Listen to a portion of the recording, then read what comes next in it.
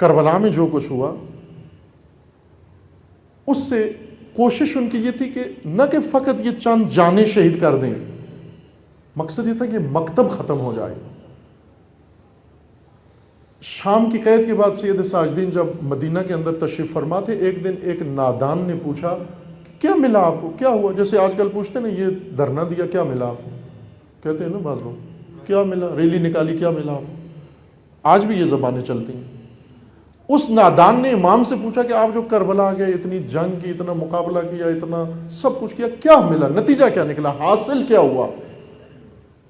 کچھ مارے گئے، کچھ قید ہو گئے، اور آج خاندان اہل بیت میں سے، رسول اللہ کی نسل میں سے آپ کے علاوہ کوئی بھی نہیں بچا۔ امام علیہ السلام نے آسمان کی طرف دیکھا، نماز ظہر میں تھوڑا سا وقت باقی تھا، امام نے کہا تھوڑی دیر رک جا، میں تجھے جواب دیتا ہوں۔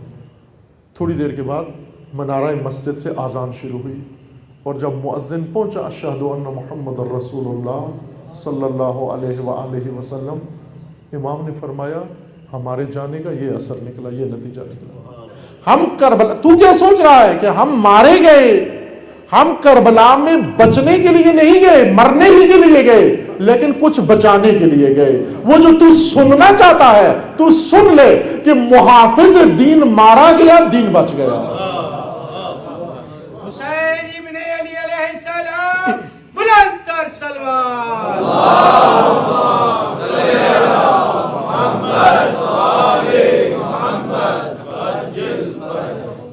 دین بچ گیا۔ کربلا میں بنو امیہ نے دین مٹانا چاہا، دین بچا لیا اہل کربلا نے، دین شہدائے کربلا نے، سید الشہداء نے بچا لیا۔ اب امام کا زمانہ شروع ہوتا ہے، جب امامت کا سید ساجدین کا، اس امامت میں اب اور مشکلات پیدا ہوتی ہیں۔ بنو امیہ دستبردار نہیں ہیں، یوں نہیں کہ کربلا کا قصہ ختم ہوا اور بنو امیہ آرام سے ہاتھ پہ ہاتھ رکھ کے بیٹھ گئے۔ بنو امیہ کو یزید کو خبر ملی، مدینہ کے گورنر نے رپورٹ بھیجی لکھ کر، باقاعدہ دفتری رپورٹ، باقاعدہ رسمی، کہ یزید تو حسین کو شہید کر کے مطمئن بیٹھا ہے کہ تو کامیاب ہو گیا ہے، محفوظ ہے، جب تک حسین کی بہن مدینے میں موجود ہے تیری حکومت محفوظ نہیں۔ اس وقت اس لعین نے خط لکھا کہ جلدی اس بی بی کو شام منتقل کیا جائے۔ البتہ اب قید نہیں کیا گیا، لیکن نظر بند کر کے شام منتقل کر دیا تاکہ زیر نظر رکھے۔ اور خطرہ پیدا ہوا تشیع کے لیے، خطرہ داخلی پیدا ہوا کہ کربلا کے واقعہ کے بعد اتنا عظیم سانحہ ہو گیا، آل رسول کا قتل عام ہو گیا، زیر تنہا امام بچ گیا، امام سید ساجدین بچ گئے۔ اب امام کی ذمہ داری، امامت کی ذمہ داری دفاع دین، تحفظ تشیع، حفظ رسالت، قرآن و اللہ کے دین کو بچانا، یہ امامت کی ذمہ داری تھی۔ بنو امیہ صرف اقتدار چاہتے تھے، ہر قیمت پر، ہر قیمت پر اقتدار چاہتے تھے۔ وہ حسین کو جھکا کے لیں یا حسین کو قتل کر کے اقتدار، ہر صورت میں انہیں اقتدار چاہیے تھا۔ امام کربلا کے بعد جو صورتحال بنی، جس کا میں نے کہا وقت نہیں میں آپ کے سامنے تشریح کروں، کیا زمانہ تھا امام کی امامت کا، داخلی اندرونی فتنے اٹھنا شروع ہوئے۔ کیا؟ تشیع کے اندر گروہ بننا شروع ہو گئے۔ وہ لوگ جو کربلا میں نظر نہیں آئے، کہیں بھی نہیں تھے کربلا میں، بہت بڑے بڑے نام ہیں جو کربلا میں نظر نہیں آئے، اب سر اٹھانا شروع کیا انہوں نے، چونکہ انہیں پتا تھا کہ صورتحال کیا ہے۔ اس قتل عام کے بعد، کربلا کے شہادتوں کے بعد، اس دل خراش واقعہ کے بعد، اب انہیں معلوم تھا صورتحال کیا، اور یہ بہترین صورتحال تھی ان کے سر اٹھانے کے لیے کہ اب سر اٹھایا جائے، ان لاشوں پر سیاست کی جائے۔ شیعوں میں سے اٹھے، میں سنیوں کی بات نہیں کر رہا ہوں، بنو امیہ کی بات نہیں کر رہا ہوں، ظالموں اور قاتلوں کی بات نہیں کر رہا ہوں، کوفی شیعوں کی بات کر رہا ہوں۔ سلیمان ابن سرد، بہت بڑا فن خان شیعہ، بہت بڑا نام سنا ہوا ہے آپ نے، یہ لیڈر تھا، اس کے گھر میں میٹنگیں ہوتی تھی، یہ جلسے بلاتا تھا، میٹنگیں بلا کے دستخط لیتا تھا، دستخطی مہم اس نے چلائی ہوئی تھی۔ اس میں اور امیر مختار میں آپس میں چپکلش تھی۔ مختار اپنے طور پر تشیع کی قیادت کرنا چاہ رہا تھا، اور سلیمان ابن سرد اپنے طور پر یہ دونوں آپس میں رقیب تھے در حقیقت۔ سلیمان ابن سرد نے پہلے گروہ بنایا توابین کا، یہ توابین سارے کے سارے کوفے میں تھے، اور یہ توابین وہ تھے جنہوں نے خط لکھے تھے امام کو، لیکن امام کی مدد کو نہیں پہنچا۔ جو ہی شہادتیں ہوئیں اب سرگرم ہو گئے، اب گروہ بنایا، جماعت بنائی، ٹولی بنائی، نکلو کہ ان شہادتوں کے نتیجے میں پیدا ہونے والی فضا سے فائدہ اٹھاؤ۔ توابین کا گروہ بنایا، ایک لیڈر اس میں آگے بڑھا، دوسرا لیڈر اس کا مخالف ہو گیا، اس نے لوگوں کو منع کیا کہ ان کے ساتھ شامل نہیں ہو۔ اب توجہ کریں، امام معصوم موجود ہیں، راہبر موجود ہیں، امام حجت موجود ہیں، حافظ دین خدا موجود ہیں، امت کا ملجا و ماوا موجود ہیں، امت کا ملجا موجود ہے، اور گروپ وہ بنا رہے ہیں، تدبیر وہ کر رہے ہیں۔ امام کے پاس نہیں آتے، سید ساجدین کے پاس نہیں آتے، پوچھنے کے لیے بھی نہیں آتے، اجازت لینے بھی نہیں آتے، شعار دیتے ہیں توابین کا، انتقام کربلا۔ خوب یہ اٹھتے ہیں، قیام کرتے ہیں، ان کی توقع یہ تھی کہ سارے ہمارے ساتھ مل جائیں گے، سب پوری دنیا اٹھے گی ہمارے ساتھ مل جائے گی، لیکن ایسے نہیں ہوا۔ وہی جو 4000 تھے وہ 4000 ہی رہے، 5واں ہزار ان کے اندر شامل، اور آخرکار یہ اٹھے، قیام کیا، اور انہوں نے سارے کے سارے قتل ہو گئے۔ 4000 قتل ہو گئے، 4000 میں سے آدھے بھی کربلا چلے جاتے تو صورتحال بدل جاتی۔ وہاں نہیں گئے، بصیرت نہیں تھی، شعور نہیں تھا، جس میدان میں ہونا تھا وہاں نہیں گئے، جب وقت تھا وہاں نہیں گئے، بے وقت اٹھ کے سارے مارے گئے، کچھ حاصل نہیں ہوا۔ یہ گروہ ختم ہوا، نیا گروہ اٹھا، نیا گروہ اٹھا۔ انہوں نے بھی امام کو نہیں پوچھا، امام کے پاس نہیں آئے، کیا کہا کہ امام خاموش ہیں، امام دکھیاں ہیں، امام غمزدہ ہیں، امام فلاں ہیں۔ محمد ابن حنفیہ کے پاس چلے گئے، کہا ہم آپ کو امام مانتے ہیں، آپ کو رہبر مانتے ہیں، آپ ہماری زمام سنبھالیں، آپ کے ہاتھ پر بیعت کرتے ہیں۔ کبھی عبداللہ ابن زبیر کے ہاتھ پر جا بیعت کی، کبھی محمد ابن حنفیہ کے۔ امام سجاد موجود ہیں، دیکھ رہے ہیں، امام سارے حالات کو دیکھ رہے ہیں۔ مشکل کیا تھی؟ مشکل یہ تھی عزیزان ایمان کہ امام خداوند تبارک و تعالیٰ نے حافظ دین و محافظ دین بنایا۔ سید الشہداء کا فرمانا ہے کہ امام کون ہے؟ مل امام، امام کس کو کہتے ہیں؟ امام الہی حاکم کو کہتے ہیں جس کا کام دین خدا بچانا ہے، اپنی ہستی قربان کر دے لیکن دین خدا بچانا ہے، مکتب بچانا ہے۔ توجہ فرمائیں، کچھ لوگ اٹھے سیاست شروع کر دی، امام سید ساجدین نے مکتب بچانے کی کوشش شروع کر دی، مکتب بچایا امام سجاد نے۔ اور اگر امام سید ساجدین، وقت نہیں ہے، میں اشارہ اصل نقطہ یہ زیادہ کھولنا چاہ رہا تھا جس کا وقت کم رہ گیا ہے۔ کیا کیا امام سید ساجدین نے مکتب بچانے کے لیے؟ مکتب بچایا دونوں صورتوں میں، نظریاتی بنیاد پر بھی مکتب بچایا، عملی بنیاد پر بھی مکتب بچایا، اجتماعی سطح پر بھی مکتب بچایا۔ تشیع کو گم نہیں ہونے دیا۔ تشیع جو کبھی عبداللہ ابن زبیر کی طرف جا رہا ہے، کبھی کدھر جا رہا ہے، کبھی کدھر جا رہا ہے، اگر امام سجاد نہ ہوتے یقین جان لیں یہ تشیع گم ہو جاتا، لیکن امام سجاد نے اسے گم ہونے نہیں دیا، گم ہونے نہیں دیا امام نے۔ اب اور صحیفہ سجادیہ کی بارگاہ میں بیٹھ کر دیکھو عظمت امام سید ساجدین علیہ السلام۔ امام کیا کر رہے ہیں؟ کس محاذ میں بیٹھے ہوئے، کیا بچا رہے ہیں کہ جب سب کے سب اقتدار کے پیچھے دوڑ رہے ہیں، امام سید ساجدین تشیع کی بنیادوں کو مضبوط کر رہے ہیں۔ کون سا تشیع؟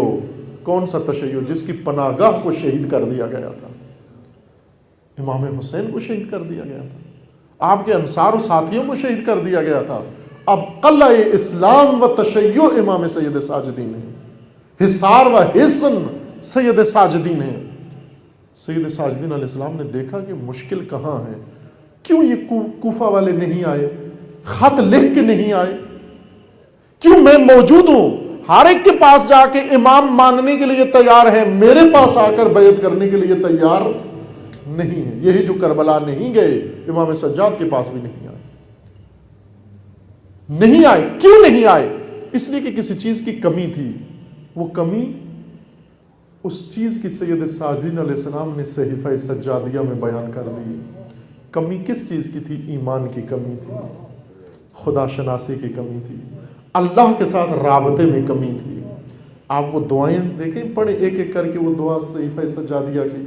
صحیفہ سجادیہ، بعض علماء کرام کا کہنا ہے کہ اگر خدا نخواستہ کچھ بھی نہ ہوتا، اسلام کا سرمایہ اگر کچھ بھی نہ ہوتا، اللہ نہ کرے ایسا وقت آئے کہ اگر کچھ بھی نہ ہوتا، صرف صحیفہ سجادیہ بچ جاتا، تو بھی غلبہ دین خدا کے لیے یہ منبع کافی تھا۔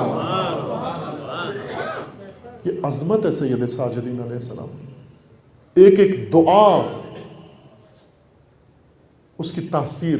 یہ خانقاہی دعائیں نہیں تھیں، یہ وردی دعائیں نہیں تھیں، یہ مجاہد پرور دعائیں تھیں،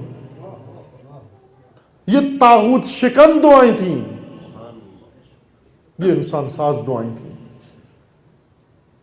امام نے اس زبان سے آ کر مکتب کا دفاع کیا، تشیع کا دفاع کیا، اور پھر اس کے بعد عزیزان یہ سلسلہ چلتا رہا اور چلتا رہا۔ تشیع بہت زیادہ نشیب و فراز سے گزرا، بہت زیادہ بحرانوں سے گزرا۔ کربلا آغاز تھا، بلکہ کربلا سے پہلے کہیں آغاز تھا، امیر المومنین کی زندگی سے آغاز ہوا، اور پھر آج تک آغاز یہ نشیب و فراز جاری ہے۔ لیکن ہر دور میں تشیع کا ایک امتحان ہے، اس امتحان میں تشیع نے دیکھنا ہے کیا کرنا ہے۔ اقبال کے شعر پر میں اپنی گفتگو کو ختم کرتا ہوں کہ اقبال نے درست سمجھا، خدا شاہد ہے، جس قدر سیرت امام حسین کو اقبال نے سمجھا ہے کسی اور نے نہیں سمجھا۔